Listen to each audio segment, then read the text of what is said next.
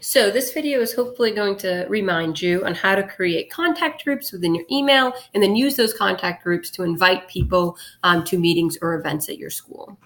So the first thing we do if we want to make a new contact group is we come over here with the pull down menu of mail and we go ahead and select contacts. Now you'll see these are the groups that I already have and they'll come first. In parentheses are just how many people are in those groups. You come down to the very bottom and you go ahead and say new group and you give it a name. I'm going to call it trial 3. I already have a trial 1 and a trial 2. So I hit trial 3 and then to get to that group, I come over here and I click on it on the bottom. You'll notice I'm now in my trial 3 group. If I want to add people, I just click on this add person icon and I can go ahead and type in somebody's name and you'll notice people start to show up. Some of you may already have groups saved from another email that for whatever reason didn't transfer over, or you have them saved in a CSV file, which is a form of Excel. You could import those emails through that option here. All right, now into calendar. You could go to your waffle to get to your calendar. I have mine open. We're going to create an event. So you can double click on the date or you can single click on the date. I always go to more options if I single click and it'll bring you to this page here. So I'm going to call this a trial meeting, my title, and then I'm going to give it the date, which stays the same. I clicked on that in the calendar, but I'm going to not say all day, and this will allow me to change the times. When I do that, I can change the times from my school. It may be 2:30 to 4.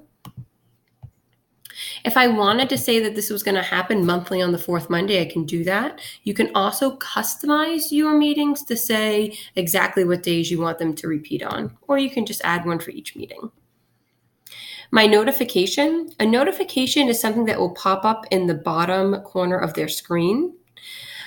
I prefer the email notifications, and I probably don't want it 10 minutes. I probably want it 1 day before the event to remind people maybe what they have to bring. But you could do both. You could also add a notification here, maybe 10 minutes before the meeting is to happen. Your little paper clip, that's right, that's where you attach that document.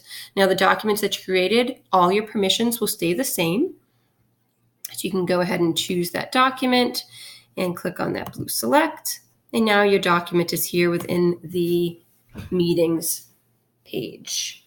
You might give them a description, say, please bring your most recent data set.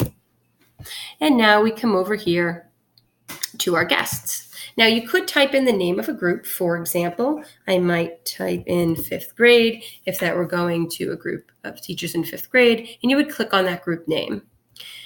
I'm going to go ahead and type in a personal email address to show you what would happen if someone on your list is in fact not in the Worcester Public Schools account.